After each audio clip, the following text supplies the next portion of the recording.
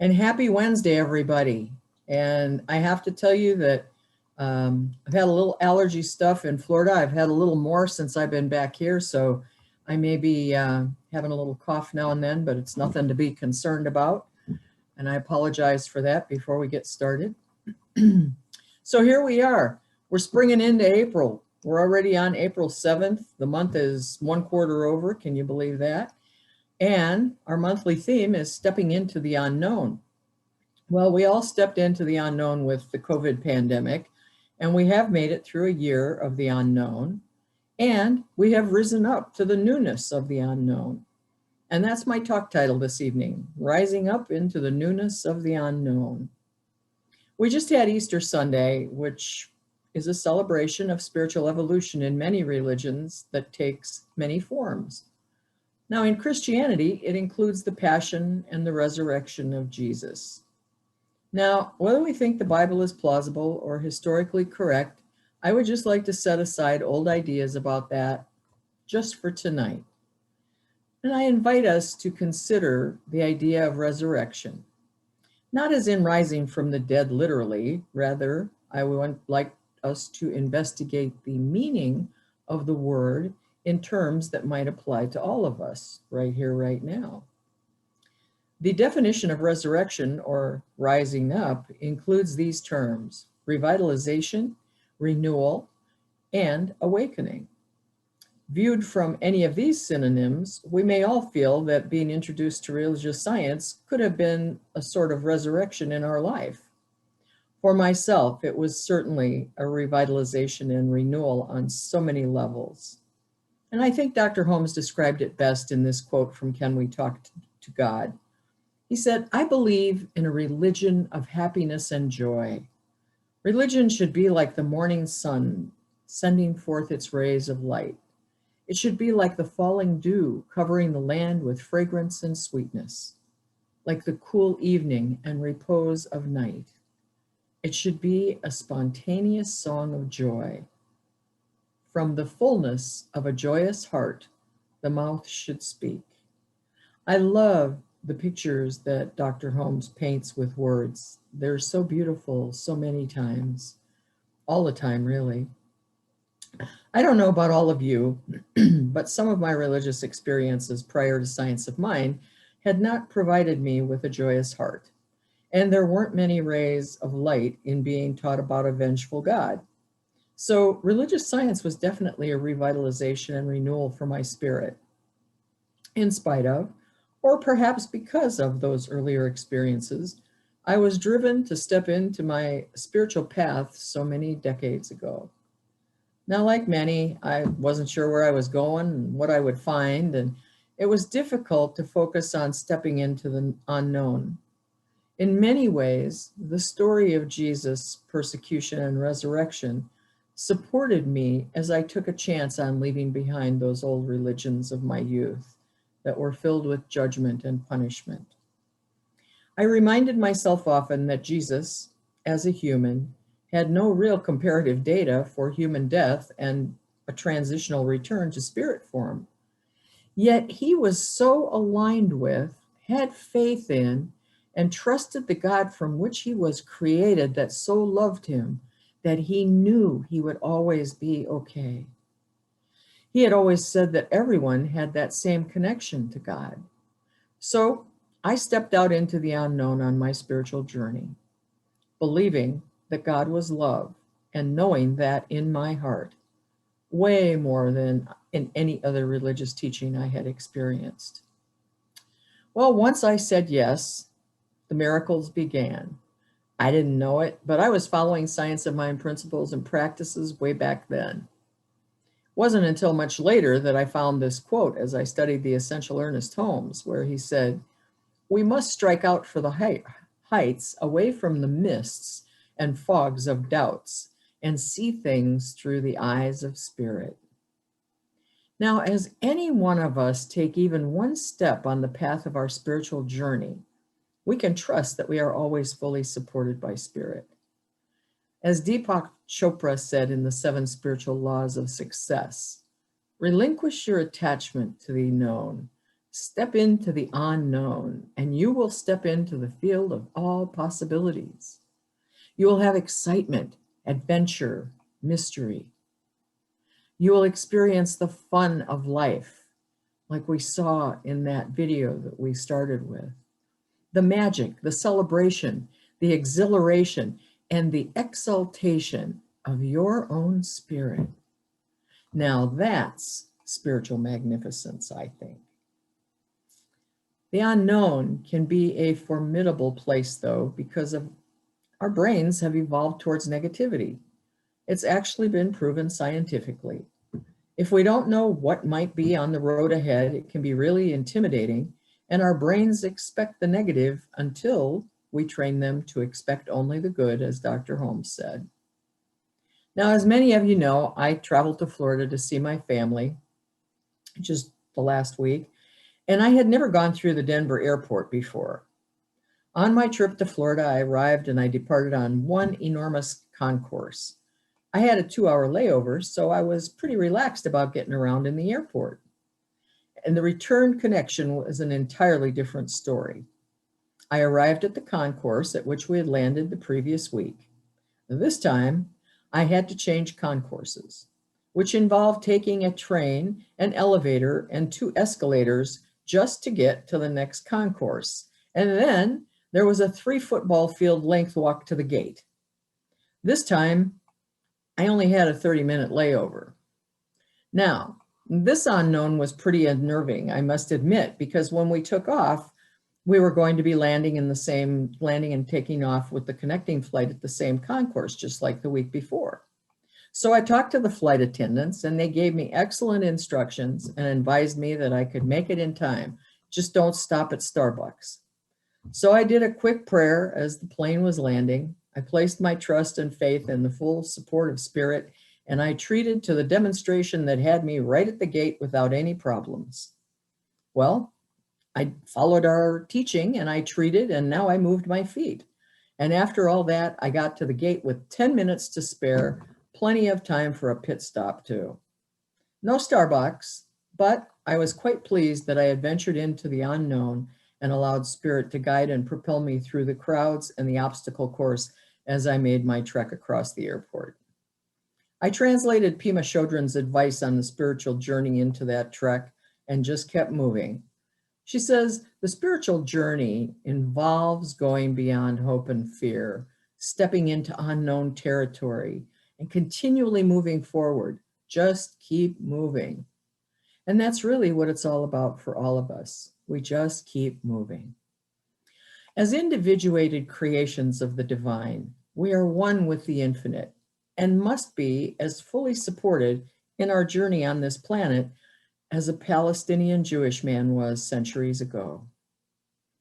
I invite each of us to rise up out of worldly conditions and into our spiritual magnificence, to be awakened by the wisdom of the Upanishads that states, the one who is beyond time and space, beyond cause, and beyond that which follows the cause, knows how to enwrap oneself in a mantle of divine happiness. As we rise up and step into the unknown, we can be assured that the infinite intelligence and wisdom of Spirit will always guide and direct us to awaken to the original spiritual magnificence that is our birthright.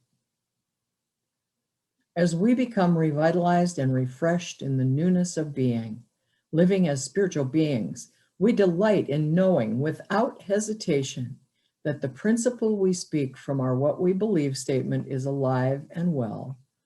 I remind us of those words here.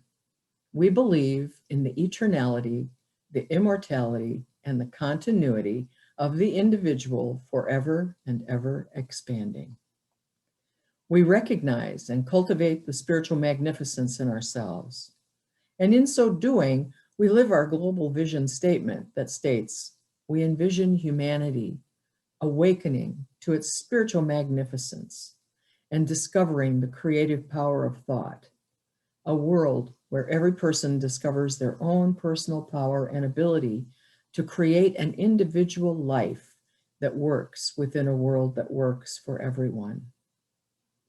So I invite us this week, each of us, to rise up into the newness of the unknown, to say yes to our spiritual journey and the ultimate personal resurrection, or rising up into the celebration, the exhilaration, and the exaltation of our own spirit. And so it is, my friends. And so now, as is our custom, let's pray. We'll have a prayer. And so just affirming right here and now that spiritual magnificence does originate with that infinite power and presence, whatever you call it, whatever it may be to you, there is only one source, one creative energy, and that is what we have become emanations from. Each of us is an individuated emanation of that divine spirit, and that essence lives and abides deep within us and is waiting to be called forth. It's waiting for us to commune with it.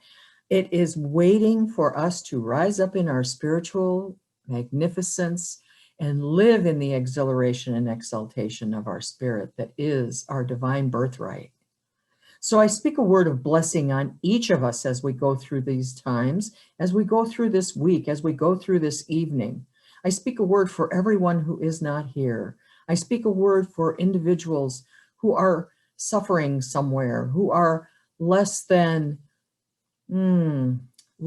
connected to what we know as the spiritual truth of every being, every creation on this planet. And I hold the light high for them to know that they are fully supported in the love of that one, just as is each and every one of us. I speak a word of blessing for a world that is creating newness every day, and for the infinite possibilities that exist in the mind of spirit, knowing that each of us fulfill many of those possibilities as we rise up into the newness of our beingness. And so giving great, great thanks with a grateful, grateful heart, I just release this word, my word, into the law of mind that always says, yes, my beloveds, yes. And we may affirm and anchor that by saying, and so it is. Amen. And now it's time for our little prosperity affirmation. And I got to get that little thing out here. Here we go. So this week we're saying this, hang on here. Here it comes. If you take your gift, hold it in your hand, place it over your heart, rising up in prosperity, I share my abundance with love and joy. And we can say that again. Rising up in prosperity, I share my abundance with love and joy. And as I receive these gifts, I just give great good thanks for everyone, the divine abundance that flows through each and every person in our center who has supported endeavors that has kept the center going with their time, talent, and treasure through the love of their heart and the divine abundant flow of spirit in their life. And I bless these gifts, time, talent, and treasure, from everyone who gives so generously, knowing that they go forth in the world, they do good work, and create ease, peace, prosperity, joy, and love for everyone they touch. And so it is. And now I believe it's time for our lighting the faith, flames of faith ceremony. So, Miss Paula, if you'd like to light the candle for us, we'll do our candle lighting. You know, we light this candle to promote the universal consciousness of life, which acknowledges that all people and all faiths, all sentient beings, come from the one great universal presence that we call spirit. And fundamental to this truth is the unifying nature of all religious thought and experience, which we honor here today. We light this candle for the Tao, honoring the universal path of harmony and equilibrium, the natural way. And we light this candle for the shamanic traditions, honoring the beliefs and practices of all indigenous peoples, the way of primal spirituality. We light this candle for Hinduism, honoring the path of knowledge, action, and devotion.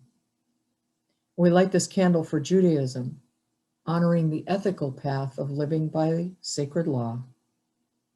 We light this candle for all forms of Buddhism, honoring the Four Noble Truths and the path of compassion. We light this candle for all forms of Christianity, honoring the Christ consciousness as the path of love.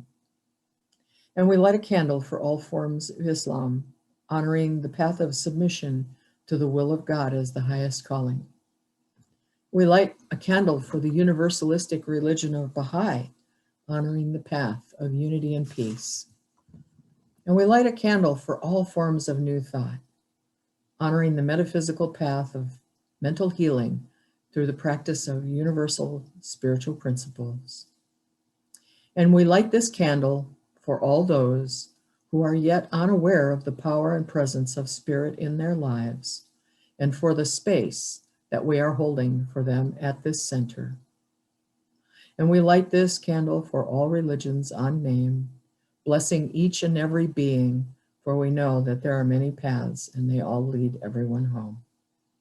And so, knowing that this candle is lit with love, peace, and joy, I just invite us now to take this moment to place our hands over our hearts and to allow that infinite loving joy, that joyful love and peace that is within us to bubble forth and flow over into our hands as we bring them together and activate and energize that loving, joyful peace. And we go 1, 2, 3, and whoosh, we send it out into our homes, our neighborhoods, our community, across the country, around the globe, and out into the cosmos and beyond, the beyond, the beyond. And that, my friends, is our evening service tonight.